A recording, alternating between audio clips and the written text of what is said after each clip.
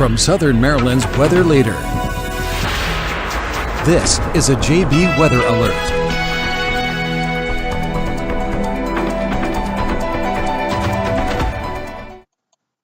Hello and good evening. I'm forecaster John Bordash with you in the JB Weather Center this evening to go over the latest information we have on our impactful storm system that is on tap for Tuesday across the Mid-Atlantic. And I see off the bat that my sister says she can hear me, and my sister will be moderating our chat, hoping to answer any of your questions. And I will preface this with saying that a lot of questions you might have can be answered over at jbweather.net with my afternoon write-up. Granted, the website I think is loading a little bit slower than it typically does right now, just given the high volume and traffic, but give it about 30 seconds and you should be good to go. And I see our numbers are getting up there, and I'm happy to welcome everybody. We do have a rather high impact day on tap across the Mid-Atlantic tomorrow. We have, I guess you could call it an unusually strong, but not necessarily unusually, but a kind of rarely strong storm system that's going to be moving along the Midwest and into the Great Lakes region for the day tomorrow. As it does so, it's going to have a rather strong southerly flow and a cold front. What that means for you is that we're going to be talking about three primary impacts for the Mid-Atlantic tomorrow: heavy rain, gusty winds, and coastal flooding. All of these are going to play a role in tomorrow. I'm starting you off with the timeline impact graphic because this is one that people tend to like a lot because it gets you a lot of that information, those questions early. How much rain am I going to see? How bad are the winds? What are the impacts? What are the times? So for those of you popping in quick just to get that information, that is right there for you. The general theme is that tomorrow will likely get off to kind of a slow start. The mornings should not be that impacted. We should start to see those initial bands of rain move through the region around sunrise tomorrow. That steady rain likely doesn't move in until late morning going into the afternoon hours, with the heaviest rain likely not taking shape across the region during the mid to late afternoon hours going into the evening hours. That's also when we're going to see the flood risk be the highest, and that's also likely when we're going to see the gustiest winds. This combination of rain and wind by itself would be notable, but I think putting this on top of and compounding it with the rather wet season we've seen across our region the last 6 weeks really is going to make our region primed for some higher impacts than we typically would see from this kind of an event. We could be talking about power outages tomorrow, and they could be more than just isolated power outages. I could see scattered power outages, especially for our coastal communities. Wind gusts tomorrow could be upwards of 50 miles per hour for some of you, and again, really taking a look at the evening time period.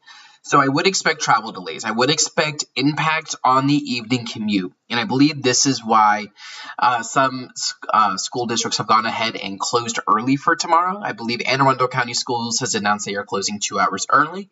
And Harford County Schools in Northern Maryland have announced a 3-hour early dismissal. Outside of that, and I know this is probably going to be a hot topic question because I got it today at work. I have no idea if schools are going to close or close early tomorrow, which ones will, which ones won't, and I'm not accountable for those decisions. I'm just a dude forecasting the weather. So any of those questions, I would probably direct to local school officials. I will just report on them as I can. And I do want to preface all of this and state while we have our highest viewership, forecasting the weather is something I hold near and dear to my heart, but it is not my only job. I'm actually a full-time middle school teacher. What this means is that tomorrow, automated updates and warnings will be posted, but real-time coverage likely will not take place till tomorrow evening at the earliest, because I'm going to be teaching tomorrow. I can't be camped out in front of a computer screen, but I do think a lot of this gets you kind of covered underway. And I do see lots of comments coming in. Hello from Mechanicsville. Hello from Charlotte, California, not Charlotte Hall, La Plata. And lots of questions on what watches and warnings are in effect. So let's talk about that. So flood watch is up for the entire region for tomorrow. This is slated to start around 1 p.m. and go through 7 a.m. on Wednesday. Everywhere shaded in green. And we already got our first what is going to happen in White Plains question. Not to shame you, but in my backyard questions can definitely be answered on the on jbweather.net. But flood watch has been posted for much of the mid-Atlantic for tomorrow. A regional 1 to 2 inches of rain looks likely for many locations. But we could see some localized instances of 2 to 3 inches of rain. And I will tap into that a little bit more and talk more about that here in just a moment when we get on over to Futurecast. But do be ready. Localized flash flooding is possible. And I do think that our highest threat of flash flooding tomorrow is going to be along that I-95 corridor where we see more urbanization taking place. And this will include parts of Charles County, PG County, and Arundel County on up through Baltimore and into southeastern PA. That is a region that has been deemed to be under a level 3 out of 4 significant risk of flash flooding. This kind of threat level is rather uncommon. We don't really see it that much. We only get up to this level about maybe a handful of times a year. So this is definitely something to be taking a look at. Outside of there, it is just an elevated risk of flash flooding, but even that is notable. So do take this into account tomorrow, especially tomorrow evening and tomorrow afternoon as rain begins to push on in. I do want to take you quickly on over to our Cedar Point Federal Credit Union Futurecast. Let me get my scene switched around here. Let's bring you on over. Where would you be? I think you are right there. Bada bing, baby. There we go. Let's walk you through Futurecast here. This is starting us off at 5 a.m. tomorrow. And I want to get it so I can see the comments there. Okay, let's go ahead and play this through, and you can see already at 5 o'clock some light showers. We even have the potential for snow on towards our mountain locations. Not a threat here in southern Maryland, but playing this through, you can see by 6 and 7 o'clock, we start to see the rain ramp up, and again, it's generally going to be after about, after about 7 o'clock or so, when we start to see that rain really pick up. And we could be looking at some impactful snow out towards the mountains, which is weird to think of since we're going to be sitting in the 50s and 60s out here. But even those locations go over to rain, and you see that more moderate rain, those widespread yellows and oranges moving right around lunchtime as we're forecasting with that timeline graphic. Those waves of rain continue to push through. This is 2 o'clock for you. Widespread rain, even the mountain areas that start as snow tomorrow morning go over to rain. And this is where we could see those individual downpours drop a lot of rain very quickly. Pushing us forward here, we see periods of rain just continue, and some of the heavier rain start to move through during the afternoon and evening hours. And this is where those impacts of seeing all of this rain will continue. As we push things on forward here, 7, 8 o'clock, we see another band of rain begin to move in. This could, this evening wave around 7, 8 o'clock could have some embedded areas of thunder. At this moment, though, I'm not too worried about severe weather. I think severe weather chances are really confined just down to the Carolinas, well to our south. But moving things forward here, we see the rain sticks around here until about midnight, 1 a.m. When we look at total precipitation expected from this storm, let's go ahead and push you through here. You can see by 11 o'clock, several areas. Let me get you the rainfall legend there to help you out to see what's going on. And let's push this forward by 3 o'clock. We already have many areas up over half an inch. And as we get us on into the evening hours by midnight, look at that. Many spots sitting at just over an inch or two. Our specific model here, Cedar Point Federal Credit Union Futurecast, is sitting between 1 and 2 inches. Really 1.5 inches to 2.5 inches for many areas. And I think that's a very spot-on number. I think your highest rain totals are definitely east of the Blue Ridge Mountains, getting close to the Atlantic beaches. And this is definitely going to pose that higher threat of flooding, especially for these urban areas where the water is nowhere to go. But it's also going to be a threat kind of region-wide because, again, we've seen a lot of rain the last 6 weeks. We've had several 1 to 2 inch rainstorms impact the area.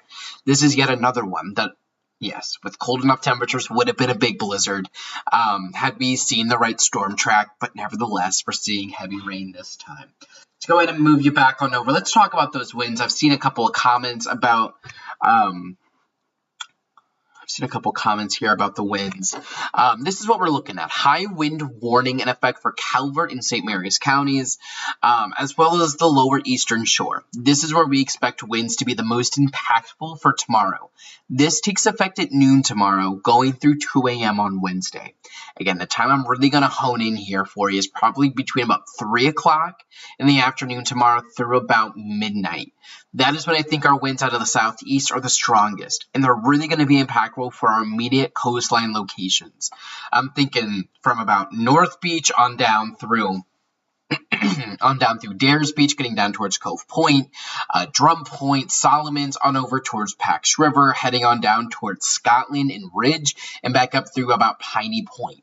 Those are the areas I think you see the highest wind gusts, maybe even up the Patuxent River in a location like Brooms Island, or on over towards Leonardtown along the Potomac River. Outside of those locations, I could see winds gusting over 55 miles per hour at times, potentially upwards of 60 miles per hour. We could be looking at wind gusts widespread of at least 40 to 50 miles per hour, so wind advisories are in effect for multiple locations east of the Blue Ridge. And you see those numbers kind of pinpointed there. This is not going to be continuous wind, right? These are not sustained wind forecasts. These are peak wind gust forecasts. And I see a quick question here. With all the rain this past Saturday, is the ground still wet enough to cause more issues with the high winds? And 100%. I think that was who, Annette Furman Cook, that asked that. 100%. The ground is already softened up, so just seeing the winds would cause issues. But we're going to add more rain on top of that. So again, I do think scattered power outages are definitely going to be possible, especially for southern communities. So do take that into account. Again, with our peak viewership at 376 right now, welcome in. I'm forecaster John Bordash. I will say I am no school closing expert. I cannot tell you whether or not your school district will close or close early, and I'm not the person to turn any of your hate comments to if they do. I am just a weather forecaster and a teacher. But yeah, these wind gusts definitely will be impactful. And on top of this, right, the southerly wind gusts are also going to cause coastal flooding. Coastal flood warnings do exist for many of our bayside locations. And I do see my administrative assistant, Denise Stamen, in here. Hi, Denise. Yes, I would definitely take an early dismissal tomorrow. But taking a look at our coastal flooding threat, those bayside locations are likely to see impacts. I've outlined 3 areas or 3 locations that the National Weather Service monitors for flooding, and it gives you an idea of those tidal rises. Upwards between 2 to 4 feet of tidal rise are going to be possible in locations like North Beach, Solomons Island, and Piney Point. That's going to cause some moderate impact and definitely approach that flood stage. So if you live not just in these 3 locations, but in areas that are sensitive to coastal flooding, and we're talking immediate coastline areas, not areas further inland. And I mean even like a mile inland, this should not affect you. What this is talking about is the potential for those impacts for sensitive locations. Coastal flood advisories do exist for King George and for Charles County. Coastal flood watches remain in effect for PG, Fairfax, and Prince William County, with those coastal flood warnings from Anne Arundel down through Calvert, St. Mary's, and down towards Westmoreland and Northumberland counties. So that is definitely kind of a general overlook at where things currently stand. I would expect impacts for you across the region throughout the day tomorrow. But again, the time I'm really honing in on, you can kind of get that here from this graphic, is going to be during the evening hours, afternoon and evening hours tomorrow. So really honing in between about 3 and 9 o'clock for the highest impacts from rain. Those wind impacts really start to ramp up after lunchtime and start to really ramp up and get to their peak during the dinner hour or so. And again, that could cause outages. Now, is this going to be the worst event that we've seen in the Mid-Atlantic? No, and I think if I try to think of a comparison here,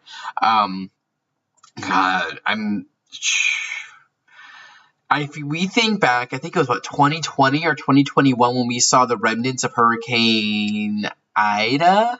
moved through. I think it was Hurricane Ida. That was kind of like, it will not be nearly as bad as that, I don't think. Rainfall amounts generally are going to be about 1 to 3 inches. Now, what I do want to take you on over into is going to be some of our live model data that's been coming in throughout the afternoon and evening hours. So let me go ahead and try to get that brought up here, give you an in-depth look at what some of our models here are showing. And I want to take us on over to our North America model. While it does tend to overdo it with precipitation, it does give you a general look at what potentially could be going on. So as we take a look here, as we get close to just about, again, 7, 8, 9 o'clock, that's what time period this is. That's when those rain showers start to move in. And just for some of our more regional followers, right? So down here is going to be Leonardtown, up here for my York followers, right there. DC sits right here. Baltimore sits right around here. Cumberland, Maryland, State College, Philadelphia, Charlottesville. Again, just some of those more regional locations there. And we see those rain showers move throughout the day with more embedded areas of heavier rain. And you see, as we approach 7 o'clock, we get this little bad boy back out to the west.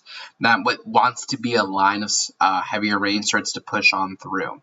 The amount of rain that this specific model gives us, we can go ahead and get rid of some of this. And let's zoom on into the Washington, D.C. area to get that general look. Again, when you start to get these yellows, that would be indicative of rainfall amounts closer to about an inch. So you can see where we start to get some of those training thunderstorms, that's where you get some of those higher amounts. Upwards of near an inch is forecasted by this model. If we take a look at the National Weather Service rainfall forecast, so we push this through. Yeah, the National Weather Service is forecasting up over 1.5 inches here for parts of St. Mary's County, getting on up close to 2 inches, if not over, for Baltimore, on up towards York, Lancaster, and Harrisburg, and near 3 inches on over towards Charlottesville. When we talk about wind gusts for tomorrow, you can see where we get those highest wind gusts are really confined there to those Bayside locations. So Pax River, Webster Air Base, down towards Scotland and Ridge and Solomons and Drum Point and Lusby, getting on up towards Long Beach. This is going to be the region locally that I'm going to be watching for some of the highest wind gusts. Why that specific region? Because if I can move my map here a little bit, this is where you can get a more substantial and consistent wind stream right off the bay. And you get very little friction from wind when it goes over water versus when it's over wind. That's why hurricanes are at their strongest over water. So right when those winds go translate from the waterways to the immediate coastline, they kind of keep that punch, and that's why that immediate bit of southeastern southern Maryland right through here is going to be the most prone to see those gusts get well over 50, potentially getting close to 60 miles per hour. As you get away from those southeastern locations, as we zoom out here, you can see wind gusts do start to drop off, closer to 45 miles per hour as opposed to 60 on over towards DC, and getting at about 40, if not 35 miles per hour along I-81. So again, just that general look at what's going on across the region. And yeah, so I would just anticipate a high impact weather day across the region. If you have questions, feel free to try to send them on over. Again, just some general questions I'm more than happy to field.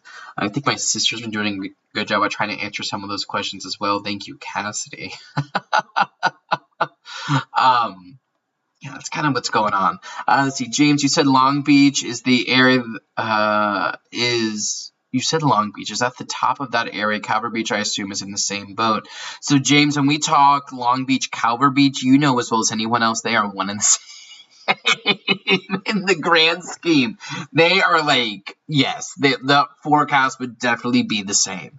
That general theme of locations right up along our Bayside locations is what we're talking about. Let's see, how's Chesapeake looking? Again, and I do see a quick question, and I like this question as I answer some questions to bring back up that general storm timing.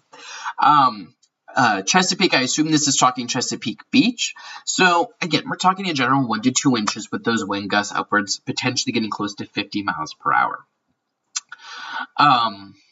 Let's see. So, and again, that general timing, things do start to deteriorate as we get close to the mid-morning hours tomorrow, with kind of our peak impacts between, I don't know, let's call it about 3 o'clock in the afternoon through about 9 or 10 o'clock. Let's see. Anthony wants to know if this is going to be a fast-moving storm. Honestly, yes.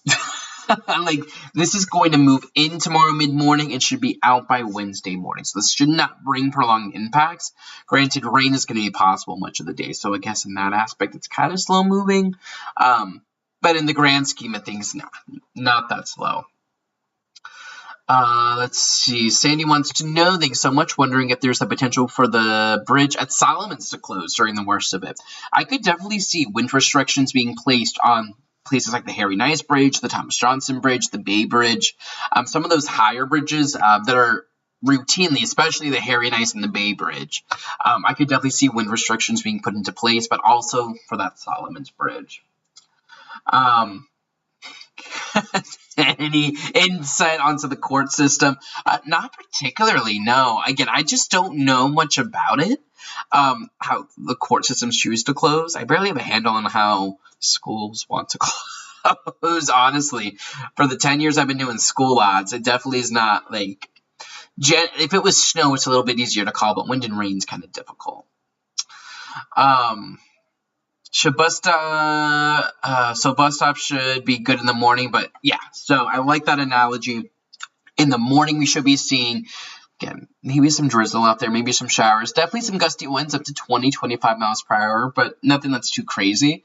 The afternoon commute and bus drop-off, I think, is what would be impacted. And then, James, any comparable storms? Again, rain events tend to not stick as much in my memory as like tropical systems or winter storms. But let's think back to Hurricane Ida. I think that was 2021. That we saw lots of weather. I don't think it'll be as bad as that. Cut that about in half, and I think that's what we're talking about. Again, this is not like the worst weather we've ever seen, right? I know you probably see a lot of flashy graphics with like reds all over the place and like, oh my God, people are gonna die. But like, it's 1 to 2 inches of rain, wind gusts potentially up to 50 to 60 miles per hour. Is it annoying it's happening in winter? 100%. But, like, we've seen this kind of stuff before. Now, what compacts it and compounds it, I think, a little bit more is because we're talking about this coming on the heels of seeing already 1 to 3 inch rain events, right? Let's see, we'll be crossing the Bay Bridge at about 9:30 a.m. eastbound. Really quick, I'll say that should be good. We'll be crossing the bridge westbound about 1:32. Yeah, that should be fine. Winds start to pick up kind of after that point, Ginger. With the amount of rain, is the time to flood in Annapolis? Yeah, so Annapolis is under that flood, coastal flood warning. What I will bring up for you quickly is the National Weather Service website. Let's bring you on over. Let's click here into Annapolis to get their coastal flood warning. And you could just see all of the different alerts in effect right now. But right now, with what is projected for the Severn River at Annapolis, we're looking really at, Wednesday's tides to be impacted the most, potentially upwards of 5 feet or so. Let's see, crazy. Let's see. And yeah, James, so like, sure, trees could definitely be a concern, especially if those winds are as severe as we think they could be. But we always know there's a chance that they won't be, right? So if we bring this back on over, and I will always say this regardless of the weather event or regardless of who I'm talking to, these forecasts in advance are not to scare you, right? They are to give you a potential. At least that's the way that I approach this. This is a general idea on how winds could be. There is always a chance that they're higher, but there's also the chance that they're lower. Sure, trees could become an issue tomorrow, but again, we're not talking like a hurricane with widespread sustained winds of 50 miles per hour. I think we're talking sustained winds of 20 to 25 miles per hour that could gust up to 50, 55. That's not known to bring down a lot of trees. The only caveat to that is we've seen a lot of rain lately. That's made the ground kind of soften up. So it's something to keep in the back of our heads, but that's just, again, what I'm saying. Could things be worse than what I show here? Sure. Could they be a little bit lower 100%. What about St. George Island? Rebecca wants to know. So I can tell you in terms of those coastal flooding, the coastal flooding aspect, I would expect some impacts. Right now, the National Weather Service is honing in on the Wednesday morning tidal cycle at about 3 a.m. to kind of bring those moderate impacts. And I know they're on St. George Island with that little bridge. It is easy to flood and kind of cut St. George Island off from the rest of Piney Point. I would anticipate that to be the case Wednesday morning. So not that that should alarm people. I think that's a very routine thing for people down there. I grew up in Solomons, and yeah, a couple times a year we'd see the parking lots get flooded, and some of those back bays and creeks get flooded as well. Yeah, it's annoying, but it's nothing we're not talking like Hurricane Katrina storm surge, if that makes sense. Let's see, it's been so wet lately, some of the high wind. Yeah, so I would I think Abby, be aware of the potential of trees falling. Again, I don't expect widespread trees to come down like we would see in a hurricane, but one or two trees that are older, that aren't as strong, the root system's been a little beaten up, and the wet soil could be an impact. And yeah, I believe that, our big media companies are out there hyping this. Of course they do. That's how they make their money. Little do they know there's also a business model in which you make money from not hyping things. So that's where we stand right now. I will reiterate again, my coverage tomorrow will be rather limited because I'm a full-time middle school teacher. Like, I leave here at 6 a.m. Like, my weather updates in the morning get posted around 5:30 because that's when I get back from the gym and I have time for it. And y'all don't really hear from me again until after I get home from school. And tomorrow, bearing a early dismissal at the school district I work at, we'll be talking about limited coverage from me between 6 and about 4. Yeah. Let's see. Hello, do you think they will close the Solomon Island Bridge tomorrow evening? Chris, it's possible. Sure. I mean, yeah, I could see some wind restrictions, especially for high-profile vehicles. Yeah, so I think that is, unless we have any other questions sitting out there, that's kind of the skinny of everything. I did just finish before this recording my little 2-3 minute recap video that I'll post here soon that goes over a lot of this live information. I'm not sure that my administration would appreciate me going live from the classroom as opposed to teaching the kids I've been hired for. My sister wants to know about Baltimore. Baltimore impact should be, again, elevated. The biggest risk up there is definitely going to be the flooding rain, Cassidy. I think, again, upwards close to 2 inches of rain up that way. Wind gusts potentially getting close to 45 miles per hour. So the internet, hopefully the internet goes down everywhere within 10 seconds. My kid. Let's see. JB, what does the atmospheric conditions of the Bay inhibit Southern Maryland from getting snow? I get this question every year. Why does Southern Maryland never see snow? I will say, it is not never, but right, and it isn't even that the Bay prohibits us from seeing snow. The issue we have right now, and I will bring you over to a blank map, and those longtime followers know we go through this every year until the first Southern Maryland snow hits, then people stop asking the question, and it makes sense. Let's start with how Southern Maryland gets snow. You have a low pressure to the south, and it tracks south of our region, south of Virginia Beach. When you get a track like that, it puts snow to the top part of the region, and then you get rain to the south of that, right? You want the system to the south. Why does the storm system need to be to the south? Because that allows cold air to come in from the north and west, and it doesn't really change things over to a mix because you have no onshore flow. The ocean water, the bay water, it is all very warm. And when you get in, again, as a Southern Maryland person, I kind of understand this. When you get those low pressure systems here off the coast, you get winds that move counterclockwise. So a counterclockwise movement here takes that warm air from the ocean and from the bay and moves it on top of Southern Maryland, right? So that is why coastal systems aren't a big snowmaker because the bay water is just too warm, and it normally is too warm unless we're in the midst of a deep freeze. You really only get big snows if you have a system well off the coast where you get no onshore wind and it's all northwesterly winds, or you get a low pressure system that tracks to our south and allows that cold air to infiltrate. All year, what we have seen are systems that attract just like the one we're about to see, that attract like this up through the Appalachian Mountains. That allows all the warm air up and down the East Coast to filter on in. So that is why. Let's see. I'm wondering if schools will be delayed. I don't think delays would be in the question. Closure, like an early dismissal, maybe. But again, I'm not putting odds on that. I don't have the mental capacity for it. Bada boom, bada boom, bada boom.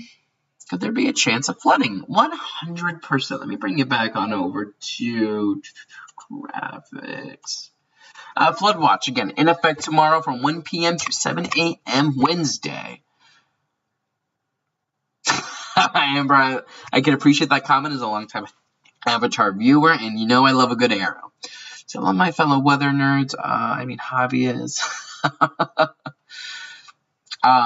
Yeah, so as the Lauren says, it's just the threat of those gustier winds, right? In a normal situation, sustained winds of 20 to 30 miles per hour with occasional gusts to 50 miles per hour doesn't really bring down very many trees. The only caveat here is just with how saturated the ground is, which is something to keep in mind here. So I could see a couple trees coming down, maybe some power lines as well. But yeah, do we have any other comments, questions? If not, that might be it for us this evening. But again, tomorrow through the day, automated weather updates will likely get issued. I will not be posting any until I get home from school. That's not till 4. Again, unless my principal and superintendent are nice and want to let us out early. That would be nice. Yeah, a 2010 Snowzilla would be great. The business could definitely use it.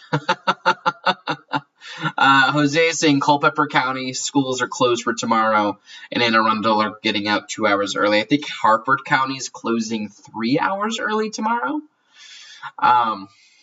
which is nice. Jealous. That'd be nice to have for tomorrow. Granted, I have a full lesson on tap for tomorrow for my students. We are exploring ancient Egypt, and I need all 48 minutes. But again, whatever. Let's see. Please don't cover. Yes, I'm all about Calvert County having an early dismissal tomorrow. Not that I can confirm that. Just praying for snow next week, watching next Tuesday's weather. Yeah, Casey, we're just in an active storm pattern right now. And I would definitely advise away from looking at and buying into any models right now because they change every other day. The general theme of the storm track that could be conducive for winter weather starts to increase by the end of the month. And as we inch closer to there, we will start to see these snow chances increase. But there's no one winter storm I'm watching right now. There is a potential window January 17th through the 20th or 13th, somewhere around the 17th of the month. Maybe in time for Martin Luther King Day on the 15th. Who knows? Something to watch. All right, I think that just about does it this morning. Again, I'm forecaster John Bordash. If you want to get more in-depth information, I have my entire write-up on jbweather.net. And I will have a about 3-minute video recap posted here in about the next 10 minutes. In the meantime, stay tuned to JB Weather. Have a safe one out there. Please stay weather aware tomorrow, friends. High winds, rain are all going to be at play tomorrow, and that could definitely impact travel, especially for that evening commute. In the meantime, I'm forecaster John Bordash. Have a nice and safe one, and please keep it tuned right here to JB Weather for the latest information. Check the forecast anytime online at jbweather.net.